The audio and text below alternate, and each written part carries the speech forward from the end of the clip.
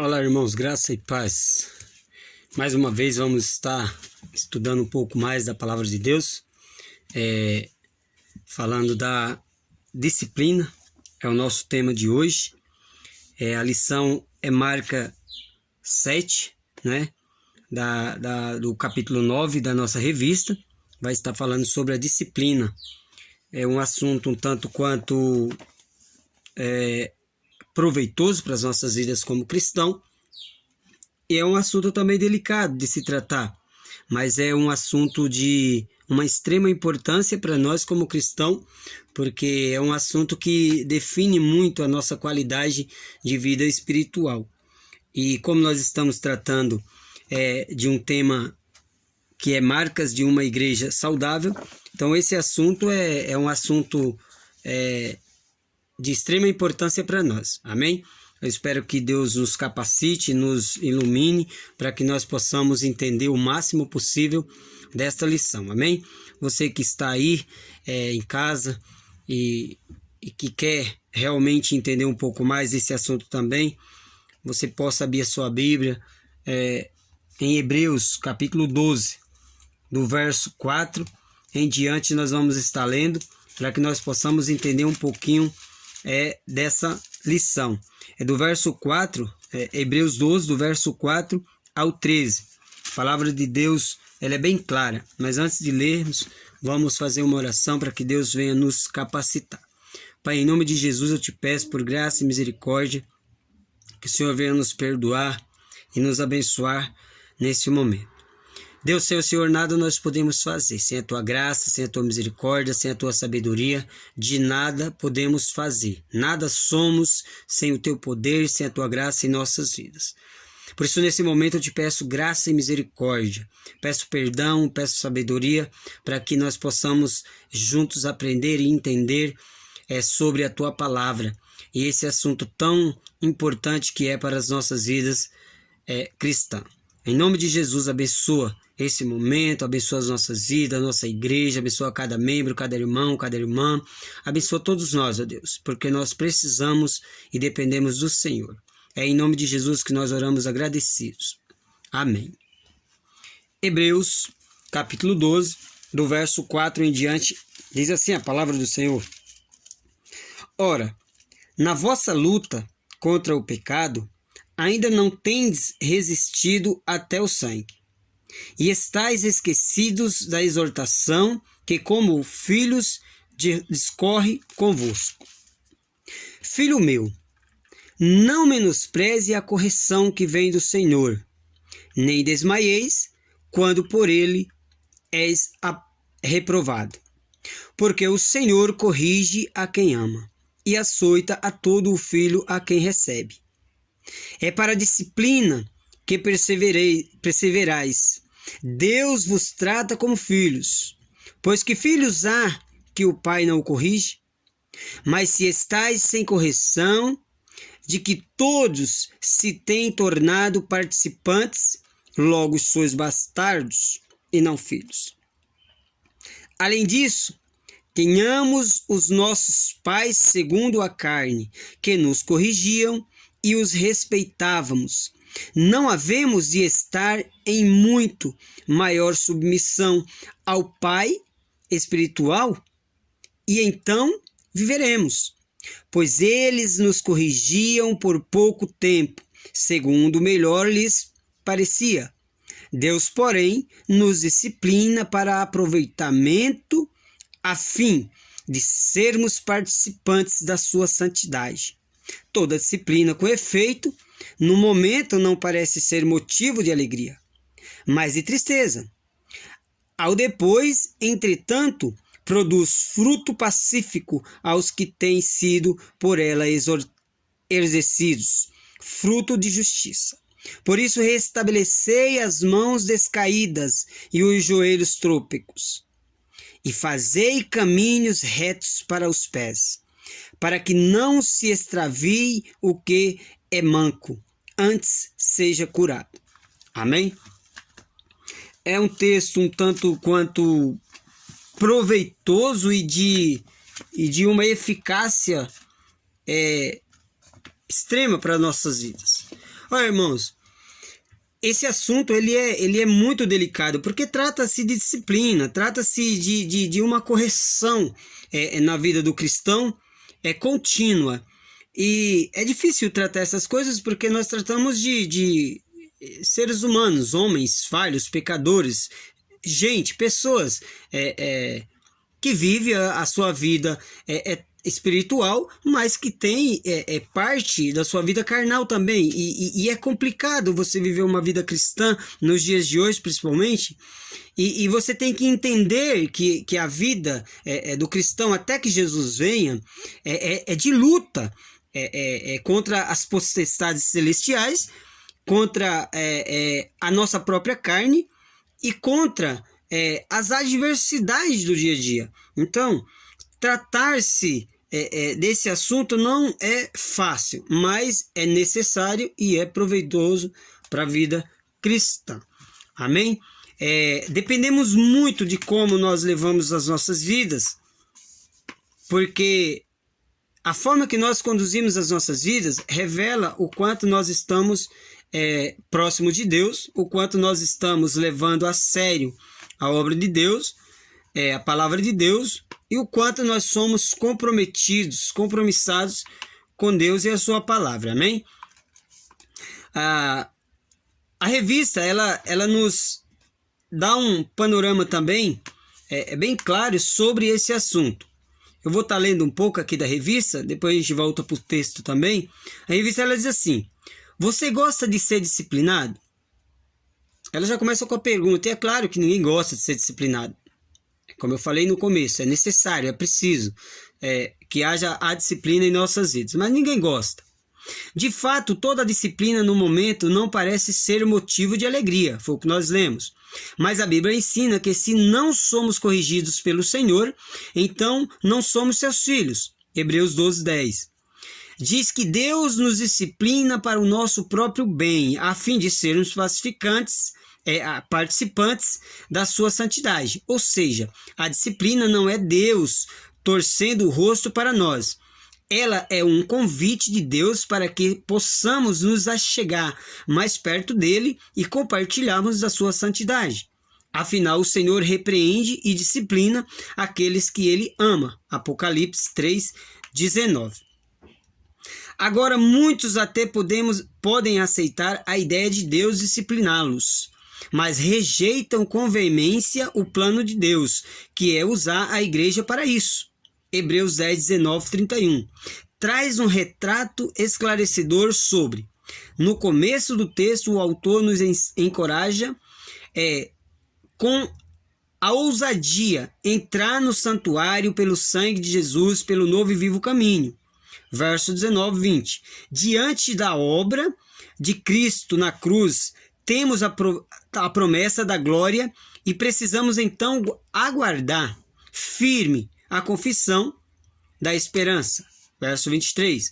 Entretanto, no final do texto, as cores não são tão vividas. O autor de Hebreus nos lembra sobre o terrível perigo de continuarmos a pecar de propósito. Olha, ele já enfatiza aqui o perigo de se pecar de propósito. Então, tem pecados que acontecem nas nossas vidas que não são planejados, mas tem pecados que parecem ser de propósito. Então, esse é mais perigoso ainda, né? Então, devemos ter cuidados.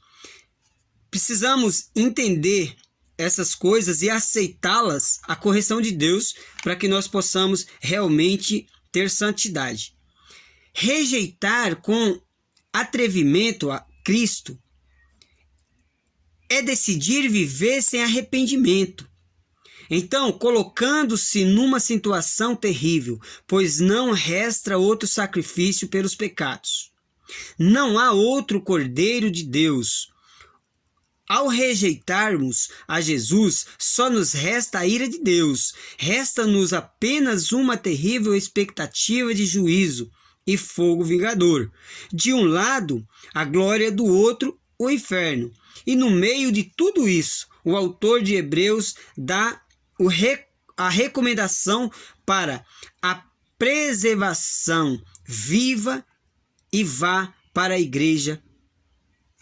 Confira tudo aquilo que nós aprendemos e estamos aprendendo no dia a dia a despeito da palavra de Deus, porque é nela que nós encontramos toda a nossa repreensão, correção para uma santidade com Deus.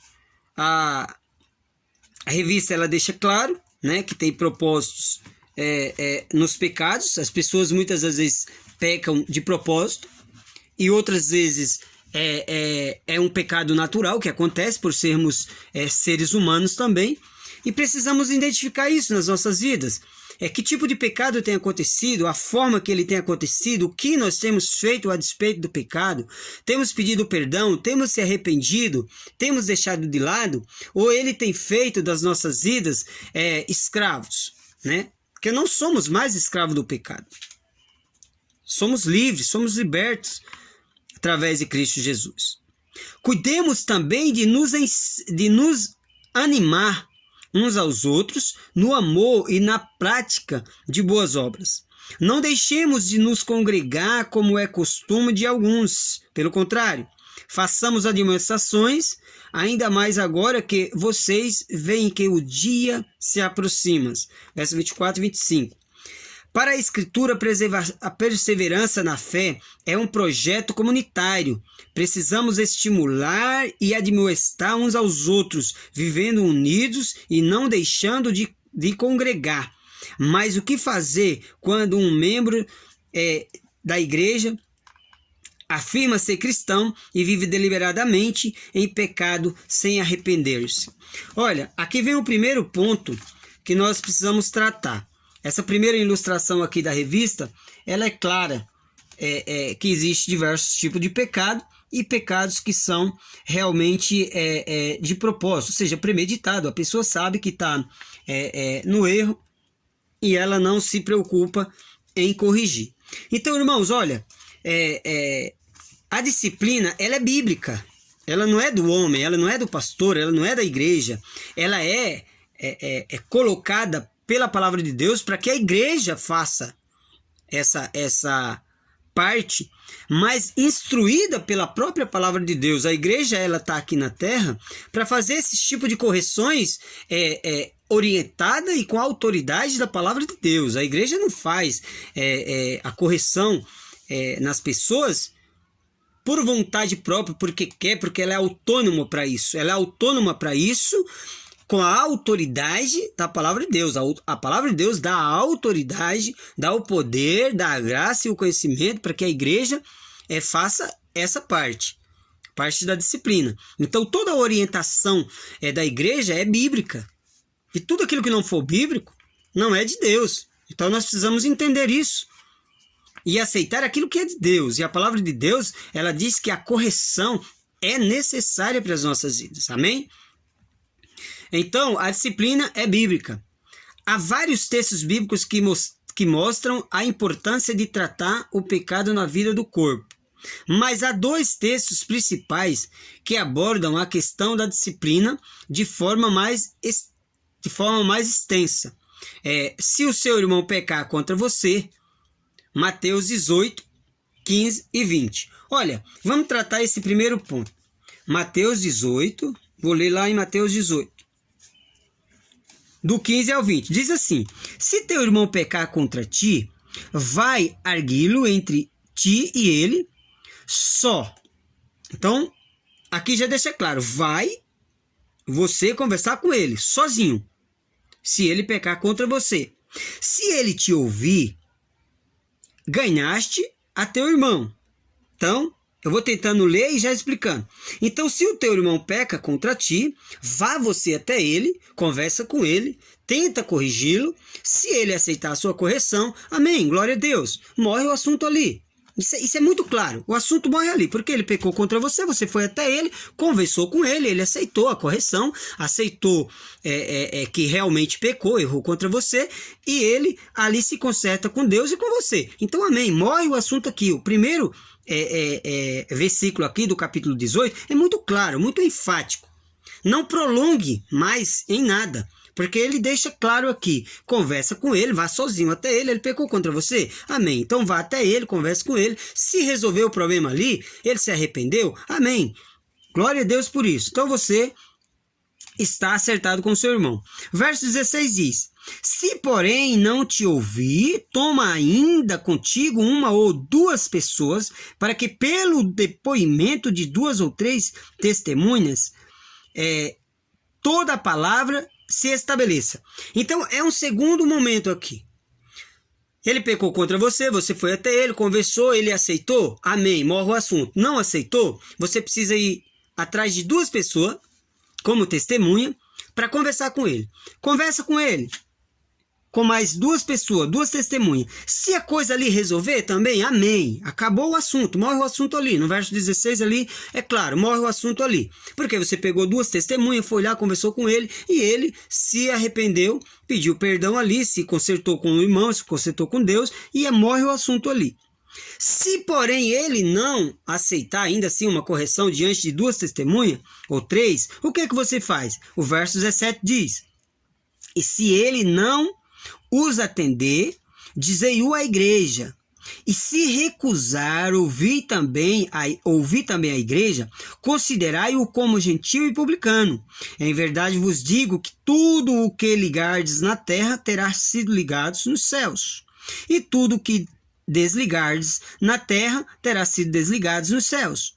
Em verdade também vos digo que se 2 dentre vós sobre a terra concordarem a respeito de qualquer coisa que aproveitar, que porventura pedirem, ser-lhe-á concedida por meu Pai que estás nos céus. Porque onde estiverem 2 ou 3 reunidos em meu nome, ali estou no meio deles.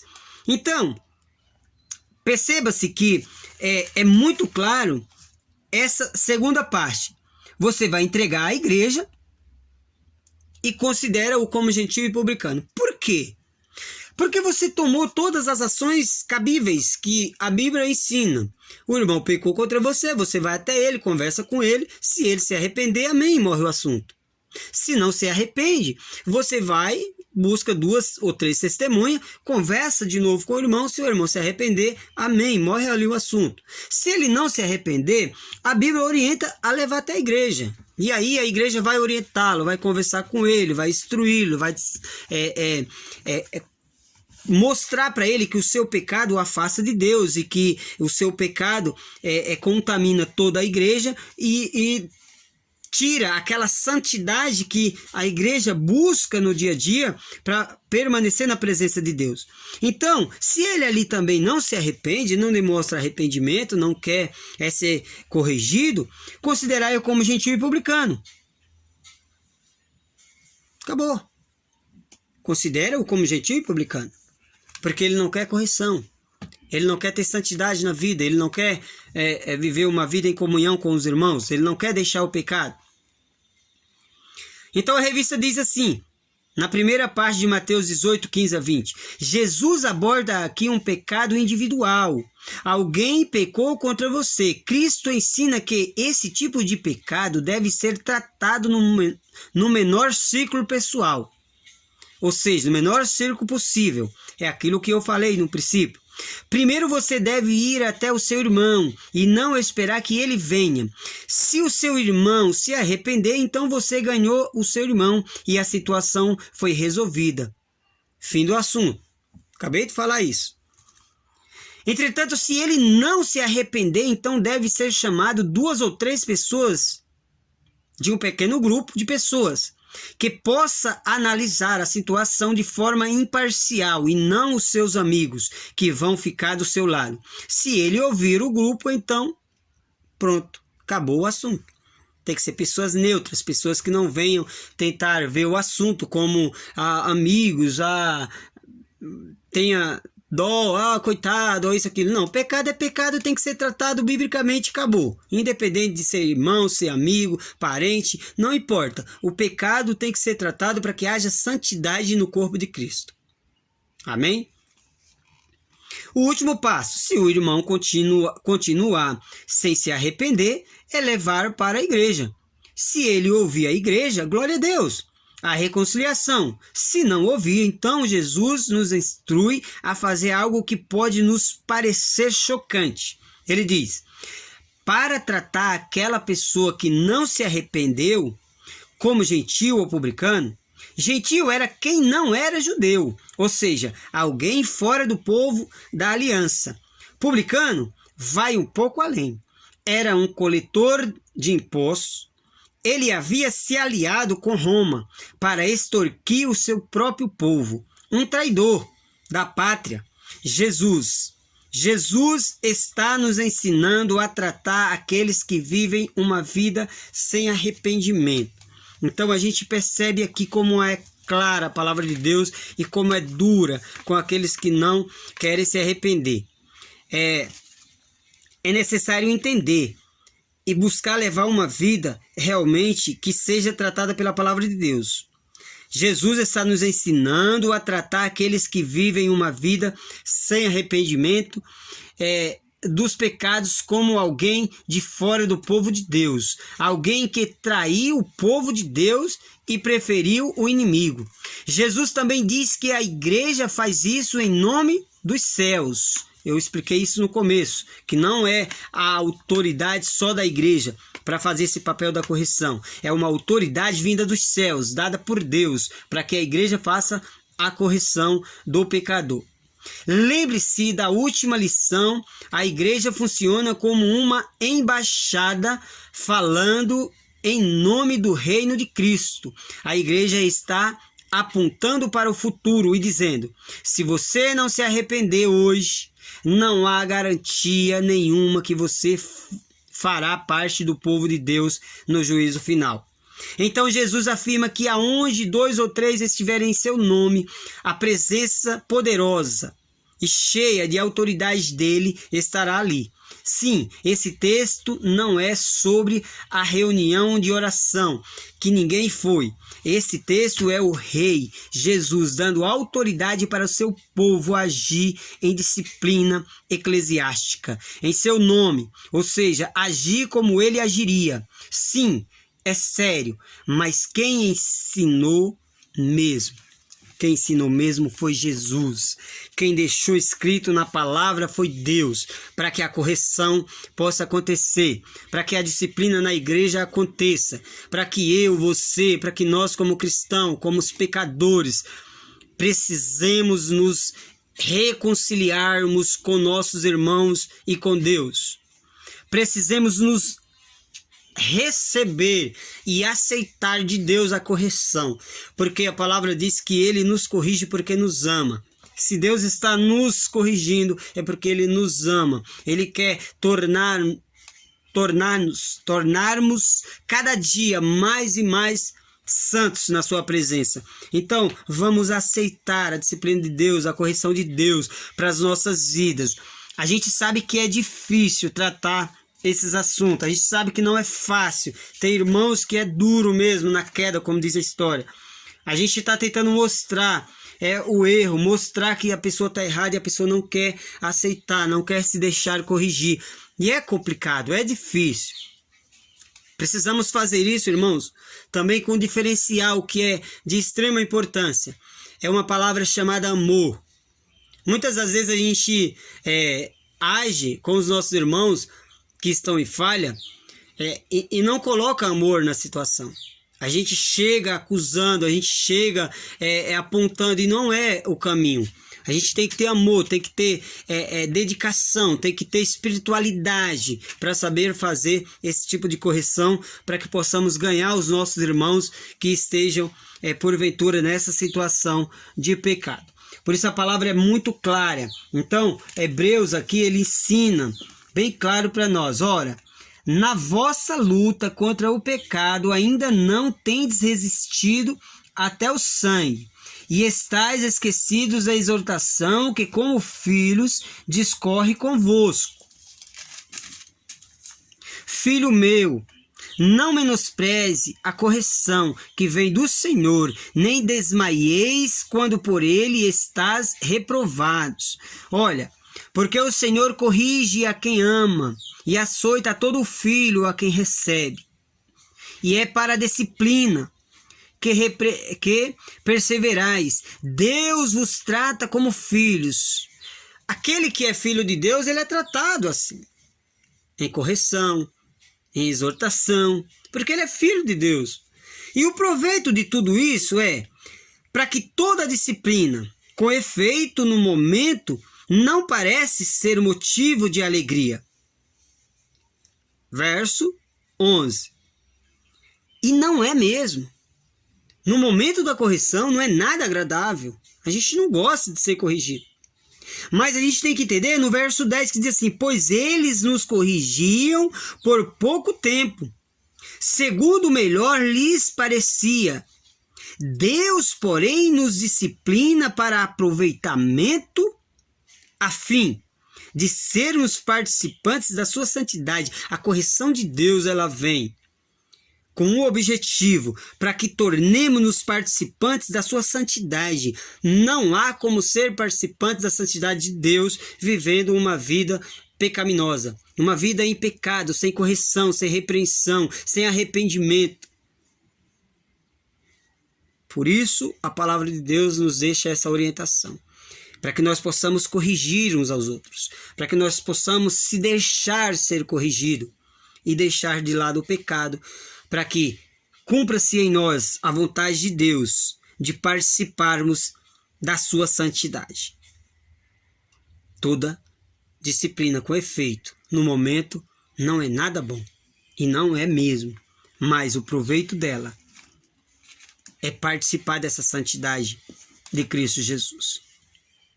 Amém? Então nós percebemos aqui o primeiro passo, que é conversar com o irmão. Se ganharmos ele ali, amém. Segundo passo é ir até 2 ou 3 testemunhas. E se ganharmos ele ali também, amém, morre o assunto. Aí não chegaríamos no extremo de entregar a igreja e deixar que a igreja corrija-o, que é o último estágio. E se ali ele não aceitar, a igreja tem que considerá-lo como gentil e publicano. Então, a Bíblia nos ensina de uma forma bem clara, bem objetiva, e eu não consigo, irmãos, entender nada em obscuro dessa mensagem. Eu consigo entender de uma forma clara e objetiva. É muito clara a forma que Deus trata os seus filhos. É muito clara a palavra de Deus quando ela fala a respeito do pecado. Vamos se deixar corrigir, vamos deixar de lado o pecado, para que nós possamos viver uma vida de comunhão com os irmãos, para que nós possamos viver uma vida de santidade na presença de Deus. É isso que Deus quer de nós, é isso que Deus espera de nós. Por isso nós temos acesso à sua palavra, para que possamos entender a sua palavra e viver ela. Jesus diz para não julgarmos. Será que ele se contradisse? Ou será que entendemos mal? Mateus 7, 1, 5. O que Mateus 7, 1, 5 diz? Vou ler aqui rapidinho. Prometo que a gente não vai se estender muito, até porque o nosso tempo é curto, né? Essas gravações de vídeo acaba deixando a gente limitado no tempo. Mateus 7, do 1 ao 5, diz assim: não julgueis para que não sejais julgados, pois com o critério com que julgardes sereis julgados, e com a medida com que tiverdes medido, vos medirão também. Porque vês tu o argueiro no olho de teu irmão, porém não reparas na trave que está no teu próprio? Ou como dirás a teu irmão: deixa-me tirar o argueiro do teu olho, quando tens a trave no teu? Hipócrita, tira primeiro a trave do teu olho, e então virás claramente para tirar o argueiro do olho do teu irmão. Olha, mais um ponto aqui bem esclarecedor. Temos a tendência de querer enxergar o pecado do outro e deixar de enxergar os nossos próprios pecados. E aí Jesus instrui bem claro: não julgue para que não seja julgado, porque com o mesmo critério que julgardes alguém, será também julgado. Procura antes de julgar alguém tirar uma trave que está no teu olho. A trave simboliza algo grande. E as pessoas às vezes não enxergam esse algo grande, esse pecado que está na sua vida e conseguem enxergar um aigueiro, coisa mínima que é o pecado do irmão. Aí vai lá tentar corrigir o irmão, com um pecado enorme nas costas, vai tentar corrigir o pecado do irmão. A Bíblia orienta, tira primeiro a trave do teu olho, corrige a si mesmo primeiro, santifica-te diante de Deus primeiro, e vai lá e tira o aigueiro do olho do teu irmão. Assim é mais fácil, assim é mais prático, assim é mais gratificante, assim glorifica mais a Deus. Então é uma orientação bíblica, vamos seguir aquilo que está sendo orientado pela palavra de Deus. Amém? A revista diz, o próximo texto está em 1 Coríntios 5. Certa pessoa havia cometido um pecado sexual que até mesmo a promíscua cidade de Coríntio estava escandalizada. O que você esperaria que a igreja fizesse nesse caso? Alguns acham que a igreja deve ser graciosa e tolerar o pecado não arrependido. O apóstolo, porém, não estava nada feliz. Ele condena a passividade orgulhosa daquela igreja e diz que a ação dela estava permitindo uma catástrofe na vida daquela pessoa e na vida da própria igreja. De fato é. Nós estudamos no começo e a palavra é bem clara. Aceitar o pecado não é a vontade de Deus. A vontade de Deus é que haja correção. É que haja arrependimento. Para que possamos participar da santidade dele. Então aceitar por ser muito bonzinho, não sei se eu poderia usar essa palavra, aceitar o pecado por ser graciosa, generosa, não existe isso. O pecado é para ser tratado para que haja comunhão com Deus, para que haja santidade com Deus, para que haja participação no reino dos céus, para que haja participação da glória de Deus. É necessário se corrigir o pecado, seja de qual indivíduo for, para a glória de Deus. Paulo fundamenta tudo no Evangelho. Ele afirma que Cristo, nosso Cordeiro Pascual, foi sacrificado. Verso 7. E então devemos viver uma vida diferente. A festa da Páscoa e dos pães asmos do Antigo Testamento apontava para Cristo. Naquela festa, a oferta pelos pecados era feita, mas o povo não deveria ter fermento em suas casas. E quem tivesse, deveria ser eliminado de Israel.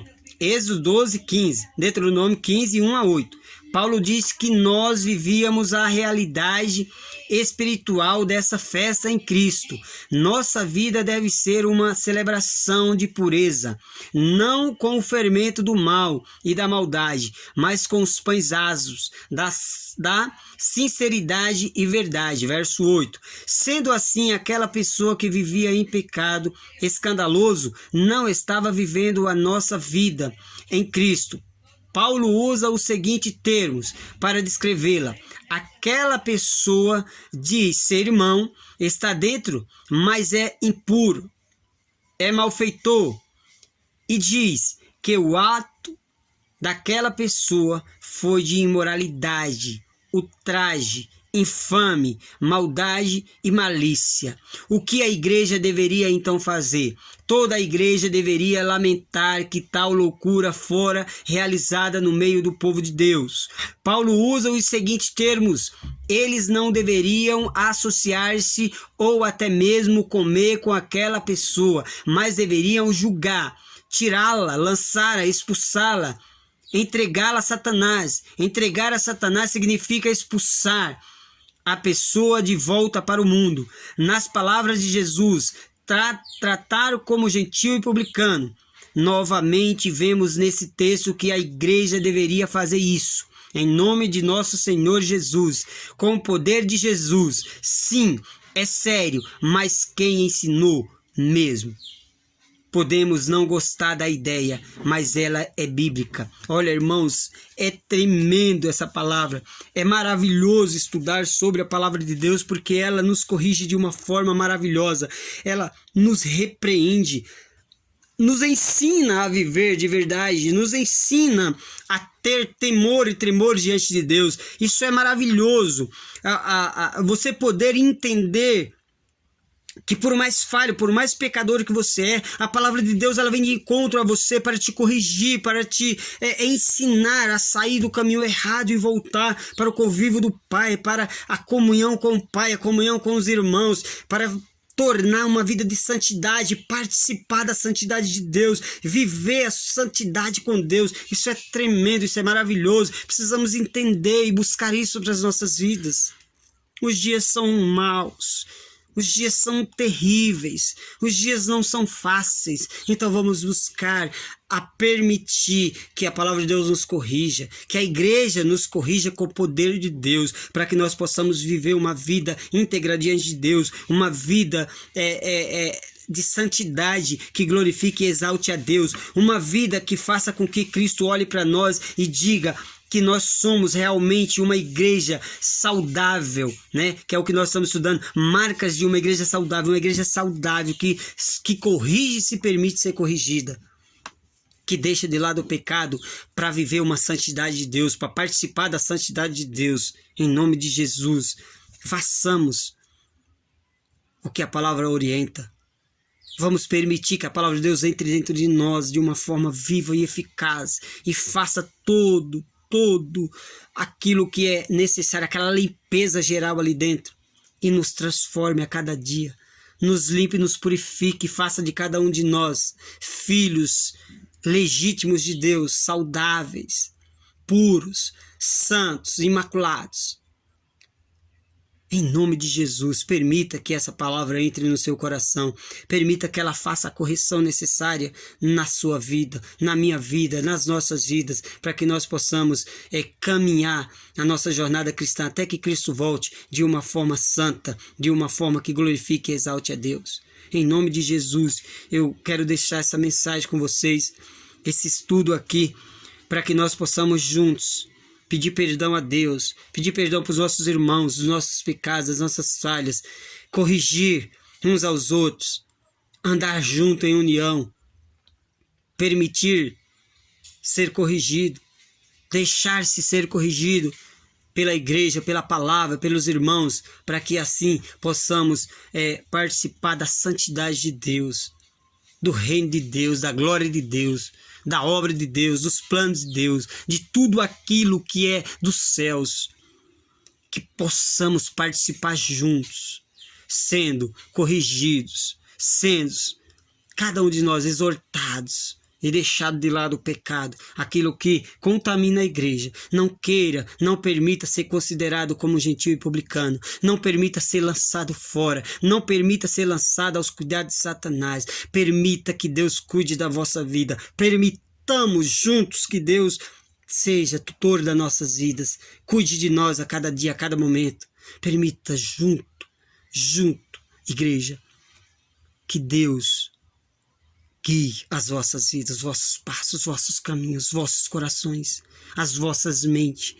Deixemos juntos que a palavra de Deus transforme as nossas mentes para que nós possamos experimentar a boa, agradável e perfeita vontade de Deus. Deus está falando conosco. Vamos aceitar a correção de Deus. Vamos aceitar a disciplina de Deus para as nossas vidas. Em nome de Jesus. Pai, eu quero encerrar esse estudo aqui, pedindo graça e misericórdia para as nossas vidas. Eu sei que os dias são difíceis, sim, ó Deus. Eu sei que os momentos não são fáceis. Mas eu sei e creio no poder da Tua palavra, que nos corrige, nos exorta, Deus, a deixar o pecado, a reconciliar-se contigo. Eu peço nesse momento o poder do Senhor sobre a minha vida, para que eu possa deixar de lado o pecado, toda a falha, tudo aquilo que contamina a mim e que me deixa fora do Teu convívio, Pai. tudo aquilo que me contamina, todo pecado que me afasta de participar da tua santidade, eu te peço em nome de Jesus, afasta, repreende em nome de Jesus, perdoa em nome de Jesus, e assim eu peço também pela tua igreja, pelos meus irmãos, qualquer pecado, qualquer falta, qualquer falha, repreenda em nome de Jesus, corrija em nome de Jesus, em nome de Jesus, derrama poder, graça e misericórdia, para que nós, como teus filhos, teu corpo, ó Deus, representantes, Pai, vivos aqui na terra, que nós possamos se permitir corrigir pelo Senhor, que nós possamos, Deus, receber, Pai, a autorização, a autoridade, poder, graça e misericórdia do Senhor para corrigirmos uns aos outros e juntos participarmos, ó Deus, da tua santidade. Nós desejamos a cada momento, a cada instante participarmos da tua santidade, vivermos em santidade, em nome de Jesus. Corrija-nos, ó Deus, por amor, por graça e misericórdia. Eu te peço em nome de Jesus, cobre com teu sangue as nossas vidas. Em nome de Jesus, eu te peço e coloco nas tuas mãos as nossas vidas, a tua igreja, cada um de nós, para a glória e louvor do teu nome. Obrigado por esse momento, obrigado pela tua palavra, obrigado, porque o Senhor é bom e as tuas misericórdias duram para sempre. Louvado e engrandecido seja o teu nome. Amém. Deus nos abençoe, irmãos. Que Deus nos dê graça e misericórdia para que nós possamos se corrigir, para que nós possamos corrigir uns aos outros e se permitir ser corrigido pela palavra de Deus, para a glória de Deus, e possamos a cada dia se tornar uma igreja mais e mais santificada na presença de Deus. Amém? Deus abençoe as vossas vidas em nome de Jesus. Um forte abraço. Amém e amém.